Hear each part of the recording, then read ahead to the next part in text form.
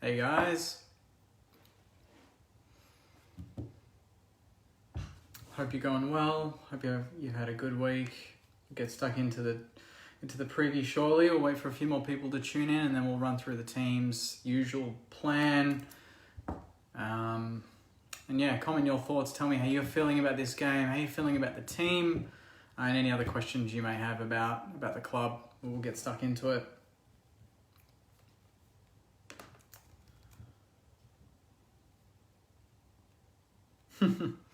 Good call, Andrew. What's up with Vital? That is something that I was planning on talking about, but we can get stuck into it off the bat. That's a shock to the system. The fact that we've gone all week kind of joking about, geez, are we going to be able to field a team? And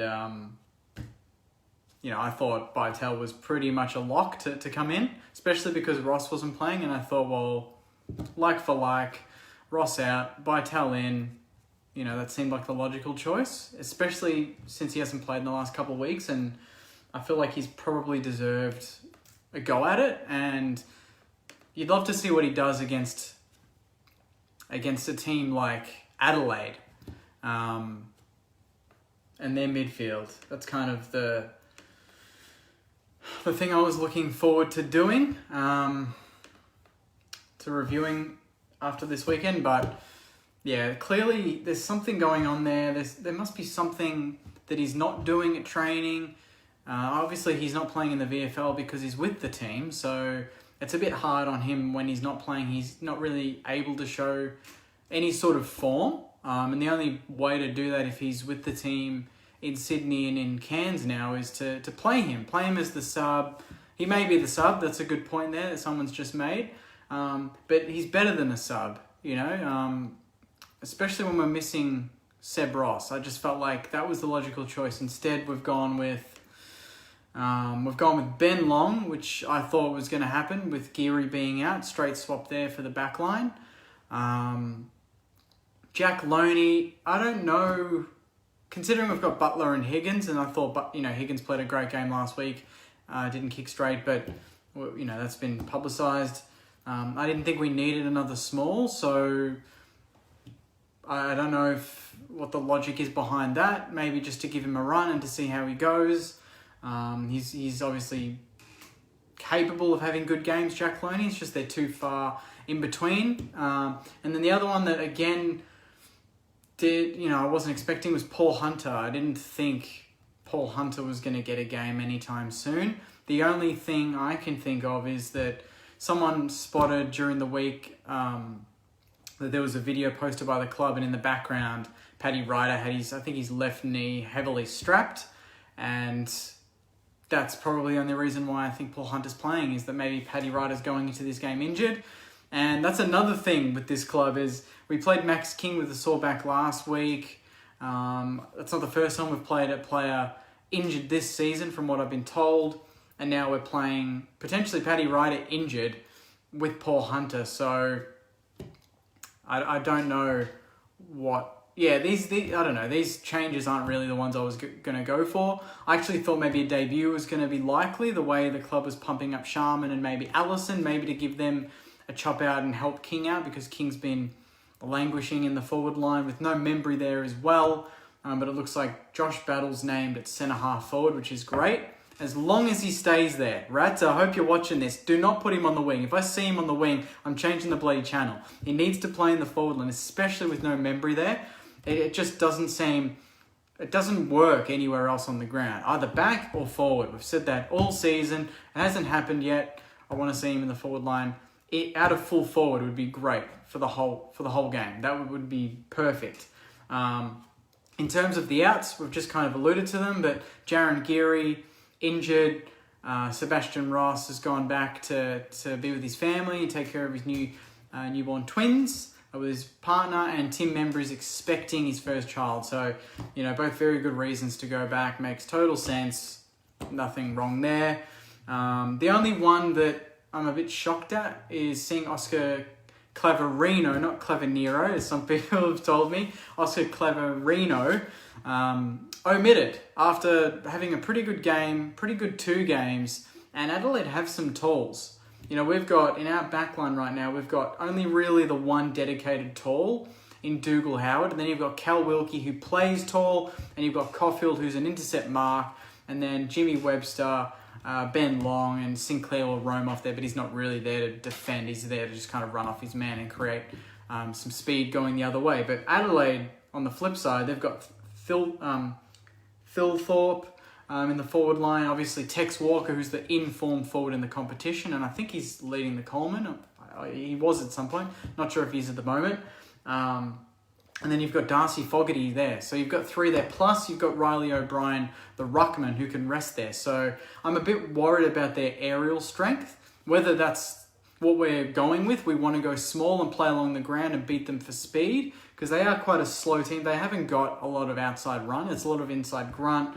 Ben Keys being the perfect example there. He's not the fastest guy going around for the Adelaide Crows, but he's kind of like a Luke Dunstan for them. He's not a great kick, but he gets a lot of the ball. He's got good endurance. He's physical. He's big. He's a great clearance player. And he's probably leading their best and fairest with Tex at the moment. So if we can stop Ben Keys in the middle, and then we can stop the delivery particularly to Tex Walker, who loves feasting on us. We know that. How many games have you guys watched where Tex Walker has ripped us a new one? He's one of those players like Lance Franklin, where they always just, even if they're out of form, and we've played against Adelaide where he's been in shit form leading into the game, like last year, and he kicks 2 or 3 and he keeps them in the game, or he wins them the game, like it has been the case in other years. But yeah, for me, it's still a very winnable game. We need to win this if we have any chance of anything happening this season. I know some people have already said, nah, it's all over, Red Rover, on to next year. But we still want to go into these games hoping that we win. At least I do. I'm excited to see against the odds what we do, because we've copped it left, right and centre this year. We're missing players, either gone home to see their families, or they're injured, or their seasons are done, they're 3-4 weeks away.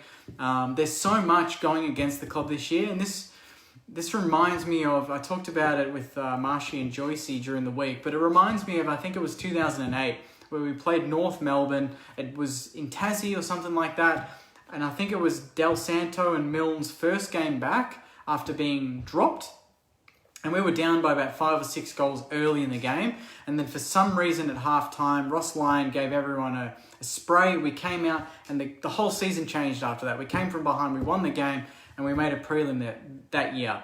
I'm hoping that away from home, new ground, I don't think we've played at Kazali Stadium very often, against a team that we should beat, that we have beaten recently, last year.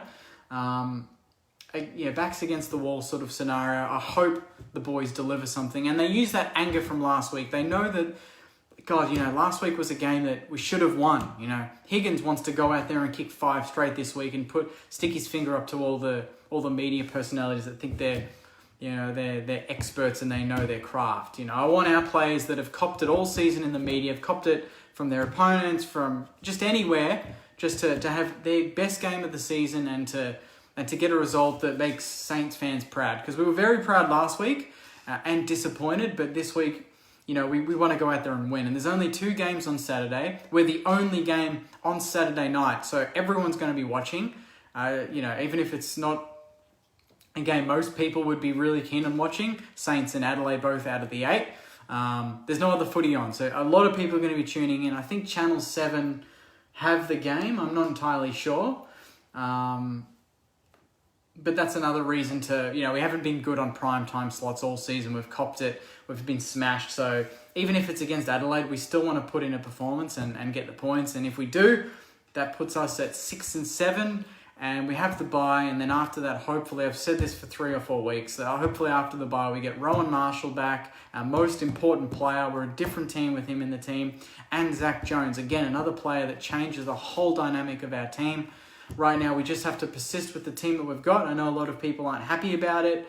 I'm not happy about it, but we just have to make do. We've still got some match winners in there. Our midfield's still pretty strong with Steele and Crouch, both been in phenomenal form the last month. Brad Hill found some form last week.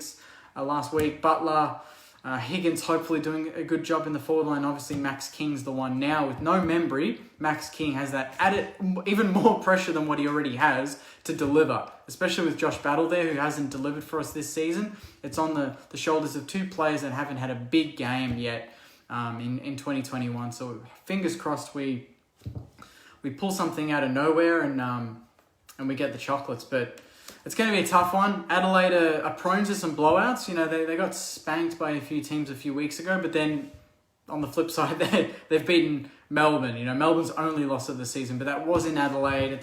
With the crowd, it's a very different situation playing St Kilda in Cairns. So hopefully that plays into our favour. Paddy Ryder is playing, which is great, and he will become the 10th all-time games played, top 10 Indigenous players for games played, which is a fantastic effort, and that's going to be his 264th game. So hopefully he goes out there and he has a massive one for the club, and we get the win. But yeah, I'll stop it there. I'm going to go through some of these comments, so bear with me as I scroll to some of them, and then we'll go through them and discuss what you guys are thinking. All right, scroll all the way to the top. Dean reckons Walker might be out. I did hear that. He's been injured for most of the week, a bit sore, and I heard that he would potentially be a late out. I was hoping he wasn't going to be named, but knowing Adelaide and knowing how well Tex Walker plays against St Kilda, even an injured Tex is going to cause us some problems, especially with the injuries that we have and the lack of tools that we have. So fingers crossed he's a late out. If he is, you know, that makes me way more comfortable. I'm still feeling a bit uncomfortable with the way that our backline's going, especially now that we've dropped a good young tall that played the last couple of weeks, and I thought he would have, you know, been a lock to play this week and help Dougal Howard in the tall man department in the backline. But it is what it is. Hopefully Tex is laid out. If he is, awesome. If he isn't, our mids are going to be switched on and make sure that he doesn't get some supply. Because when he does, Tex Walker isn't like our forwards. He can kick straight. So when he gets a chance, he takes them. So we need to make sure that if he does get chances, it's very minimal, and we keep it to a couple of shots a goal for the game and not a couple of shots a goal a quarter, because he'll kick a bag if that happens. Brandon's asking, Jake, thoughts on Geary's courage? Has always been unquestionable and very appreciative of his leadership, especially during our run to the finals last season. But with his rotten luck of injuries as of late, is this his final year? Look, the way it's going, every time he comes back, he plays 1 or 2 games and he gets injured. And it's just, the injuries aren't even injuries that are, you know, what older players get. These are injuries that he's just putting his body on the line constantly, and he gets hammered, and that breaks his leg, he dislocates his shoulder, and he can't play. So I don't know. I think I could see him going even one more year just as depth, because we've seen with the injuries that we've had this year, you always need players. And even if he's on there, he takes a pay cut, or he just has a minimal role on field, but he's more off field and more of a coach, that'd be great. But I can also, by the same token, see that we need to cut a few players out. And Jack Steele has had that transition period with Geary this season into the captaincy, and maybe that's all he needed. And maybe Geary will see at the end of the year that his body can't take it. Family is important. His life after football is very important, but he can still play a big role in our big push to finals and beyond in 2022 as a coach. So maybe that's what he's hopefully going to be easing into. I think it'll be good to see him on the bench on the weekend. He's not playing, but to see him potentially on the bench with the headset on and helping Rats and the players kind of rotate on and off the ground, that'd be good to see as well. Andy says, I thought Mason Wood did a hammy. That's what I thought too, but clearly it wasn't as bad as first thought, and he lines up. And that, with Membry out again, we need another tall, and he started well early last week. He kicked the first goal of the game, and he kicked 3 the week before against North. So, we need some goal kickers in the team, and, people don't really rate Mason Wood, and that's fair enough. But he's a goal kicker. He's kicked 4 in the last 2 weeks, and that's more than what a lot of our other forwards can say. So hopefully he takes that pressure off Max King and Josh Battle, and he gives us a good outlet. Because what he did against North was he led up, he kept moving, he had 19 disposals, I think he had 8 or 9 marks. He had a good game against a pretty average team, but it was still a good game, and it looks like his form and his confidence is coming back. So hopefully he has a big one against Adelaide on Saturday night.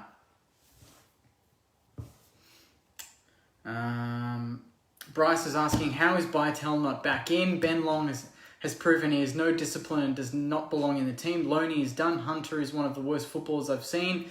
Get a game in AFL level. Yeah, look, I wouldn't get that harsh on the players. It's not their fault they're getting picked, to be honest. I think Long is probably the only straight swap for Geary, and we don't have Patton. Webster's there, but that's kind of all we have. It's very slim pickings there, and maybe this is the last chance. He's had a few chances this season as a sub, but he'll be starting in the starting 18. So if he doesn't deliver in this game, that could be his Saints career on the line there. So hopefully he delivers. He had a great season last year, so it's a big shock to me that his form just kind of fluctuated on and off this year. Hopefully he delivers for us on the weekend. But yeah, Hunter, I'm not really sure about. I think it's just a desperate attempt to help Ryder around, who's been injury prone, and he's going to be playing against a very good young ruckman in O'Reilly. So a bit of a chop out there, and maybe that allows Paddy to go rest forward, and that makes up for the lack of tall that we'll see without Tim Membry there. So maybe that's kind of the thinking there. Some of the inclusions are surprising. That's from Marcus, yep. But, yeah, when you've got the amount of injuries that we've had and we don't know what's going on behind the scenes with Bytel, maybe he's not doing something at training. Maybe he's got some back injuries they don't want to announce, but it's kind of, I don't know why they would do that. If he did have an injury and that's why he's not being picked, just tell us. They don't have any problem telling us about Dan Hanbury not playing ever again. You might as well just tell us that Bytel's going to need a month to fix his back before he can play or something. But yeah, I think it's probably just he's not doing something and that's why he's not getting picked. Mark said, I lived in Cairns, super dewy and slippery at night, even in winter, so Smalls could be a good call. Yep, I thought that too. I think it's going to be 27 degrees on Saturday, which is really warm. But yeah, it probably is going to be dewy, so hopefully the Smalls get on top of the Adelaide defence and kick a few goals each, and that would go a long way to helping us win.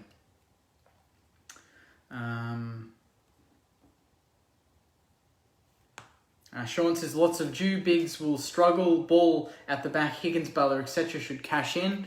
Hopefully that shows glimpses of Saints footy of 2020. We did some nice things last week and we really deserve to win the game, similar to the Geelong game. But if we do it again this week, we play for 4 quarters and we bloody kick straight. That's the only thing separating winning and losing at the moment, especially the Swans game and the Geelong game, is kicking straight. If we do exactly that on the weekend, we will win the game. If we don't kick straight, well, I'll be doing a review again and telling everyone, well, what do we expect? We did everything but kick straight. But hopefully if we all think that we're going to kick straight, mentally we just channel that into the team and we all suddenly kick straight. And it was good to see in the Saints socials today that, everyone was taking shots. Dukes was taking shots. Higgins was taking shots. The one thing with the Higgins one that I really liked seeing was that he took his time. I know it was only at training, but it sets a routine. He had the ball, he took more than 10 steps, and he took a few big deep breaths before he started his run-up. That's what you haven't seen Higgins do all season. Hopefully he carries that into the game on the weekend and we start kicking straight. Because his game last week, you all know what I think of it. It was phenomenal. And it was only the goal kicking that stopped him from getting the best on ground.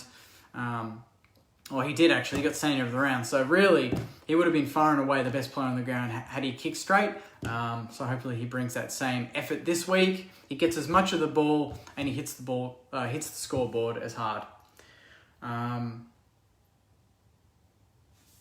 Marcus reckons if we use effort, we should win even without Ross and Membry. I just wish the young guys get games into them. So they want to commit Higgins to get 2 to 3 goals. That'd be great. And a good call with the young players. Getting Connolly, I've heard, is injured.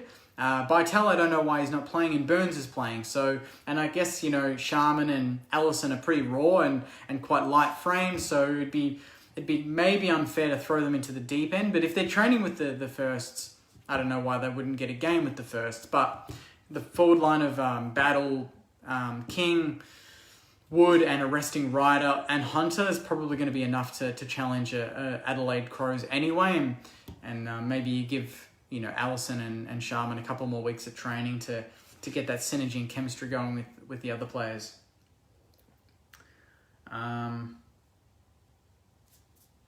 What else we got?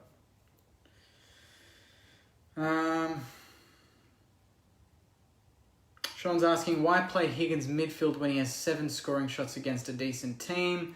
I'm not sure what you mean there, mate. He's listed at half-forward flank for the game.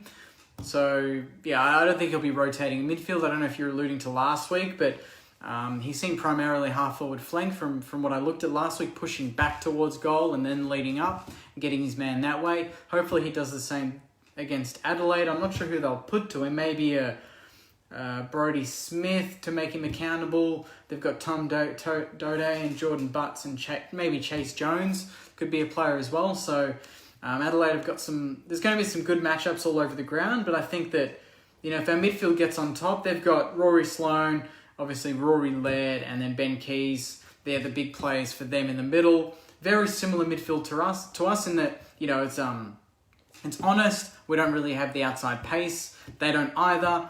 But we can get them with Bradley Hill, Billings, Webster, Sinclair. These sort of guys rotating in the midfield as well. And maybe even you'll see someone like Dan Butler push up the ground and come back towards goal, because that's when he's at his best. He gets his play up the ground, he pushes hard back towards goal. We get the turnover and he gets those cheap goals out the back. So if we're getting cheap goals out the back early in the game, we're on. So I might leave it there, guys. A bit of a short one tonight, but it's a hard one to preview, to be honest, because of the amount of changes, and it just seems like every week we're fielding a different team with different players in different positions, and we're not really getting any sort of chemistry. But if we get a win this week and we get that bye, get another week off leading into the Collingwood and Richmond games, hopefully then we get some big players back and we can start to see our best 22. But you're looking at this team right now, this is not even close to the best 22 that I predicted at the start of the year, and a lot of you would have predicted either. It's unfair, but it is football, and we've had the rough end of the stick. But if we can still win this game and go 6-7 with the team we're fielding, I think maybe that, looking ahead, crystal ball and looking ahead to 2022, we might be thinking, well, getting games into some of these players that wouldn't necessarily have gotten games had we had the best 22 that we wanted. Maybe that adds strength to the depth, and maybe the year that we thought we'd have in 2021, it's on delay, but we're going to have it in 2022, and maybe that'll strengthen us even more. We don't know, but I'm looking at this half glass full. I know some people are frustrated, but at the same time, we're all going to be watching this game from home, and we're all going to be wearing our colours, cheering us to win. So hopefully, with the team that we've got, despite some of the feelings we all have towards certain players playing and certain players not playing, we get the 4 points and we have a big performance. So I'll leave it there, guys. Appreciate you guys watching. If you've just tuned in a bit late, as I say every time on the reviews and previews, if you tuned in late and you've missed some of this, it'll be on YouTube, so you can tune in there and watch it from the start. Marshy and myself and Joycey have all previewed the game and reviewed last week's game in the podcast. And lastly, before I go, I just want to thank everyone for supporting the video that I posted on Sunday regarding Higgins and the media and how important mental illness is, and how we need to focus a bit more on it in the AFL circles. I appreciate all of your messages and your support on that. So thanks a lot, guys. Have a great Thursday and the rest of your Friday, and I'll see you after the game on Saturday night. Take care, guys, and go Saints.